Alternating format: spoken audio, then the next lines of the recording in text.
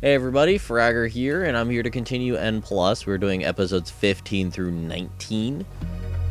And this is when the game just starts to get a little bit difficult. Wait, did I say difficult? It's kind of the same as the last one. The only real difference being is that the levels are longer, so I'm going to have to start editing them down to maybe a death or two per level. But even that's a little bit excessive. So we're looking more along the lines of no deaths at all now. So if you're seeing a lot of edits, that's the main reason. Next up, this level here is pretty damn easy. Just get the gold, hit the button. This introduces a new type of one of these creature things. As opposed to walking in his predetermined path, he will cease it once he turns into a new direction. So he turns left, he sees you, he'll seek you out immediately. No matter what level he is at, they're dicks. Pure Gold is a purely simple level. Hooray for puns. This level here really is just to say this is the last time we are doing this. We may do this one more time, but this is kind of done. This is going to be our last true Jackpot type level. We're going to see a few that are Jackpot-like, just in the fact that there's no enemies, but the gold is not going to be clumped up like this. Pretty much from here on out, if gold's going to be clumped up like this, it's going to be in very difficult and dangerous areas.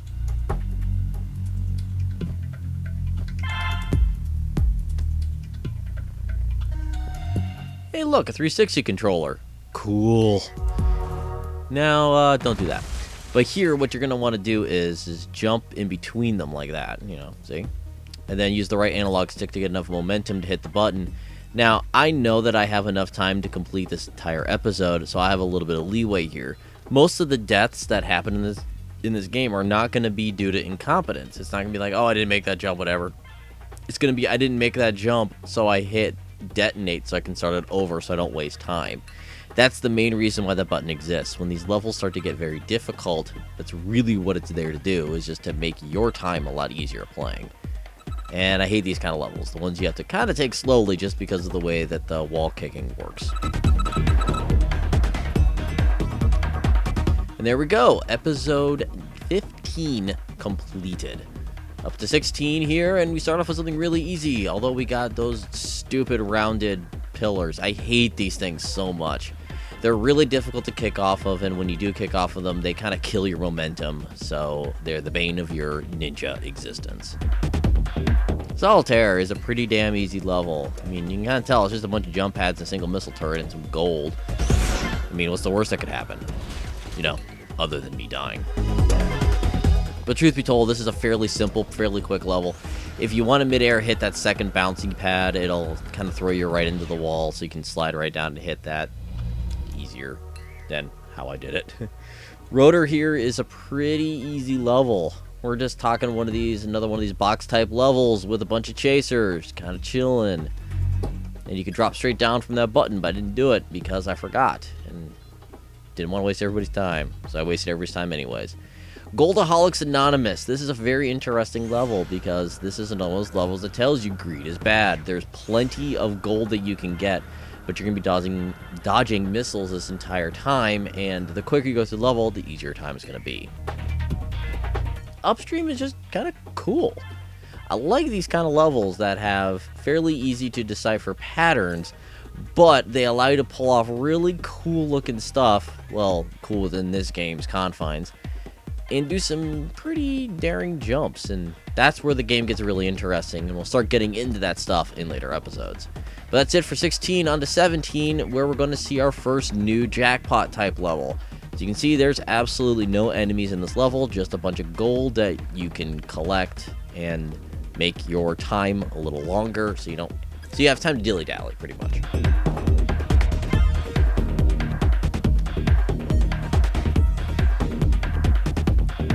Here we go, feeding time. Toughest level in the game. Moving on, we have Snaggy Cleft. These are the type of levels we're going to start seeing a lot of. Not really in this video here, but in future videos.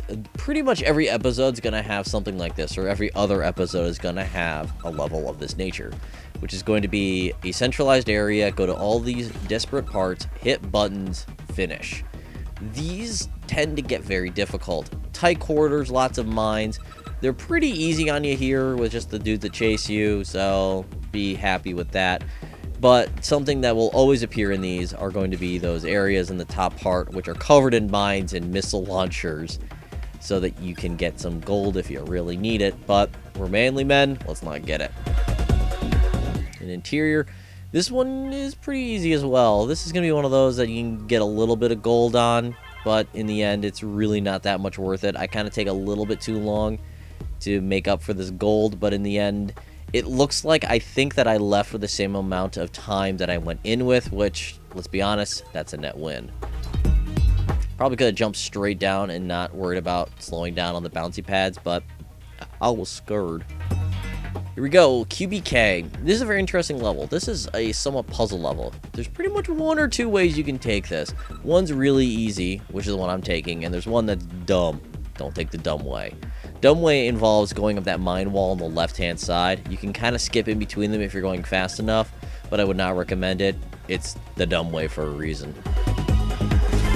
Another one of those buttons we have to make something appear. Will suck.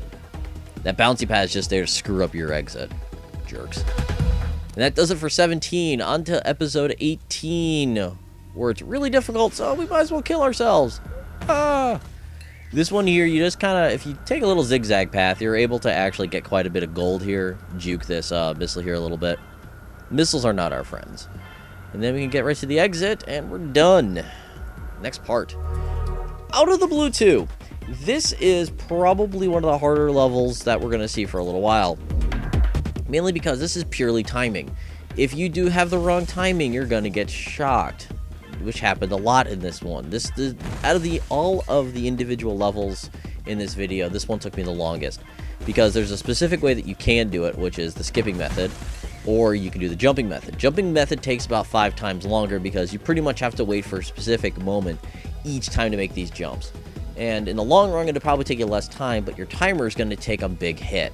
So when you know there's a certain way you can do it to save time, you should learn how to do that so you can save yourself in the end. Those are things to live by for later episodes. Pretty easy level here. Snipers can kind of catch you off guard if you're not careful, and I'm going to get really lucky here. Yeah, pretty sure they hit my bandana. Repetitive stress injury. Well, my controller got a repetitive stress injury after this and kind of killed my A button. Good job, game. Here is going to teach you a very important late game lesson. Probably one of the last lessons this game has to teach you, which is you're going to have to keep things at a certain pace. Now, what I mean by that is that you saw I got down here at a pretty quick pace. You're going to see on the way out it take much longer to do it. It's because this game will kind of put you in a state of almost PTSD with certain jumps that you're not going to want to take risks. You're not going to want to do 2 jumps. You're going to do single jumps. And here, I get really close right there. And I'm like, oh, tiny jumps. Because one of the runs actually hit one of the last mines, and that made me very sad. And you're going to be seeing those types of levels a lot with little mini mazes. And you're going to get kind of scared towards the end and not want to fuck up. Because you're going to have to do the whole thing over again. And some of these levels are very long. Ready for some sweet jumps? Hell yeah. That does it for 18. Only one episode left in this video. Let's take a look at 19. 19 starts off with our traditional rounded room extraordinaire. God, I hate these rooms. They're really good for keeping you alive, but the problem is that since there's not a lot of corners, you're not going to die a lot, so you're going to be keeping yourself alive a lot longer, so that you're going to start eating away at your time. And that's really where these levels become a little devilish, is that they're designed to eat up your time as opposed to being clever platforming levels. Like this one. Elegant. If you do a certain 2 jumps, jump in the middle area that I just jumped over, or jump into this area here and just jump over things. Don't want to, do tiny jumps. Do big jumps and you'll survive that area. It's pretty neat. I like that. And Gapper. Gapper is a really cool level for teaching you how far the ninja can go, and that momentum does increase when you're in the air, which is a very good lesson to learn. As I said, we're now pretty much ending when the game is teaching us things and is going to make us remember what it has taught. Now, these chasers are giving us a little bit of problem here, but nothing that we can't handle. Little stealthy jumps there and grab some gold on the way down for some extra padding for the last level, because it is Mines is the name of the level, as you can see there twice. As I said, mazes. Mazes are the things of the day. Dodging mines everywhere, hitting buttons. This one's a little devilish in the fact that all of these doors that you're opening, you're forced into opening, and they actually open up turrets. They're mean. Almost done with this. This jump here can kind of catch you off guard. If you do the left-hand side instead of the right-hand side, odds are you may hit a mine on the way down, so it's always good just to slide down the wall on the right-hand side. Plus, it'll kind of slow your speed a little bit so you can gain some composure so you don't run into mines. But speaking of mines, we're done with episode 19, so that means we're done with this video. I'll see you guys next time.